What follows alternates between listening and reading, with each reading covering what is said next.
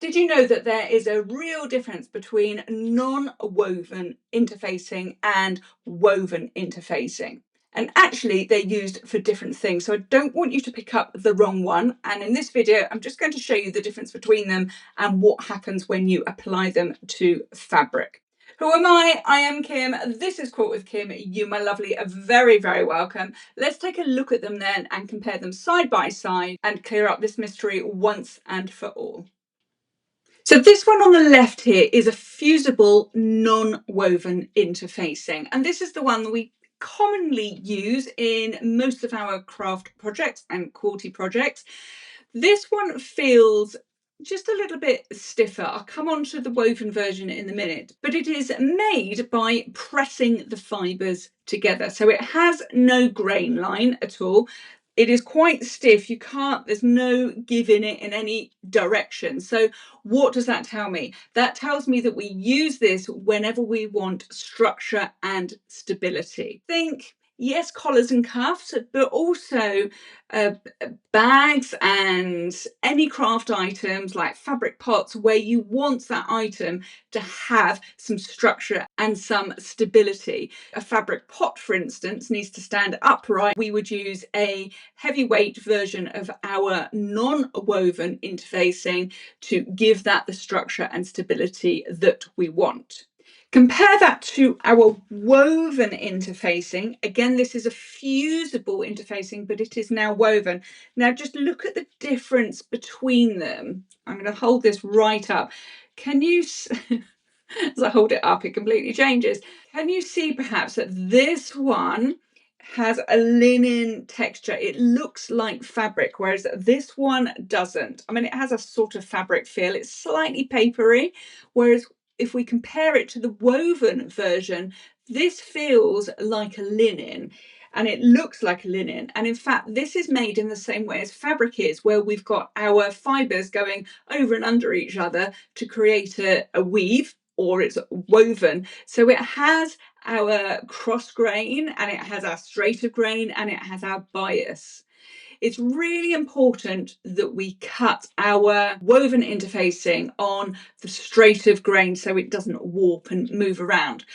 But what would we use this for? Now, if I hold it up, you can see, we can see at the end, we can definitely see that it's got a selvage. And in fact, if I do that, you can see that we've got our grain lines like you would in a fabric. But can you see how this is really drapey, whereas our non-woven interfacing isn't?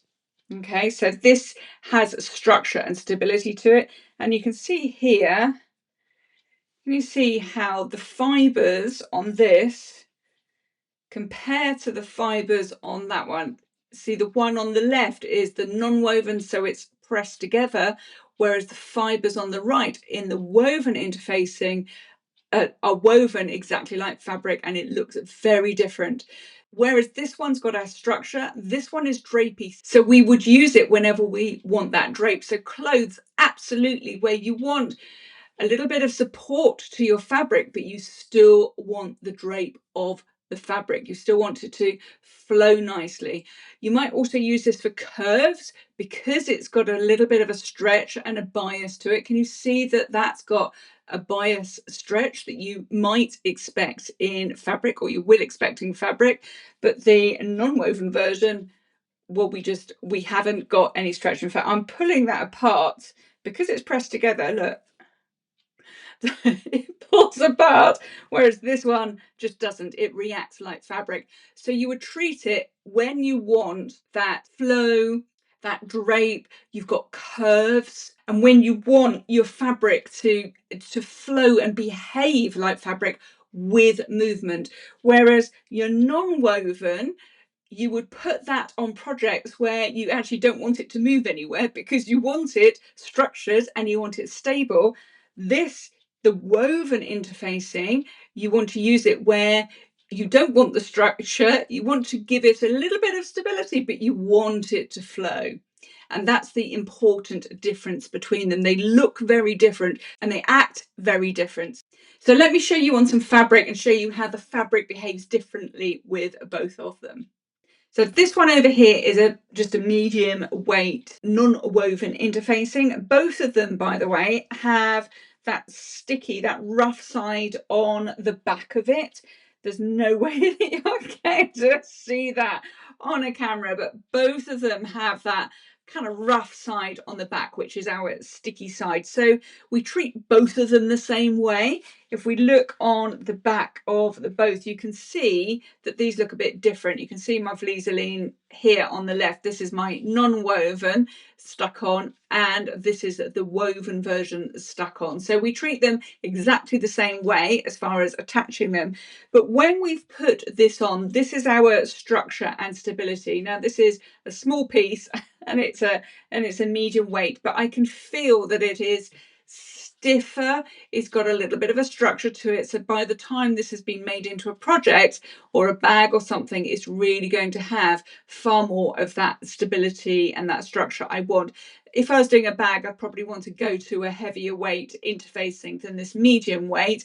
However, you can see and feel that this is just a bit thicker and a bit more stable and a bit more structured.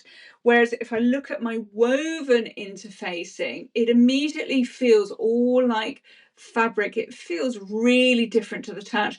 This one definitely feels thicker, and it's not scrunching up like this one acts the same as fabric. Okay, it is a little bit thicker than the original fabric because we've got the interfacing on the back. I have matched the grain lines up, by the way. This is what I was saying. It's important to make sure that you cut on the straighter grain, and we match our straighter grains up on our fabrics. If you're not quite sure how to do that, I have got a video which I'll link up in the description below, which tells you how to find your various grains in your fabric. So maybe spend a few minutes watching that one if you don't know. But our straighter grains don't have any give in them at all. So I have matched both straighter grains on this fabric and the interfacing, and then on the weft here, so it's the woven interfacing has a warp and a weft exactly like fabric. So we can see across the middle, we've got our weft, we have got a bit of a stretch. And then on the bias, we've got a bias going through the fabric and the interfacing. So we can see how this would drape as we would want it to in clothes. If I try and do the same on this one, we've got, well, there's no stretch on the weft. There's no stretch on the warp, and if I go on the bias, there's no stretch either. There is a tiny little bit of give which is in the fabric, but you can see how these two act very, very different. That's got a stretch and a bounce. It just hasn't. The fabric's trying, but the interfacing is stopping it. So they act very differently when you've got them on your fabric. So you really need to think about, how am I using this? Am I using it because I want that structure and stability, or am I using it because I want drape, or I've got curves and I want the interfacing to have a give? Is that a phrase? to give us some give alongside our fabric. Okay, so that is the difference between your non-woven interfacing. As I said, this is a fusible, and your woven interfacing, again, this is a fusible. They're both Vlieseline, they're both a medium weight interfacing. If you're looking for codes, by the way, this is a Vlieseline F220, if I can find it on here somewhere, which you can sort of see through there, back to France. Yeah, the F220, that's Vlieseline F220. This one hasn't got it printed on it, but it is the Vlieseline G700. That is your woven fusible interfacing. I do hope that has helped. If it has, please don't forget to like, subscribe, and hit that notification bell. I will love you, and I will leave you for now, and I will look forward to seeing you next time. Thank you so much for watching. Bye for now.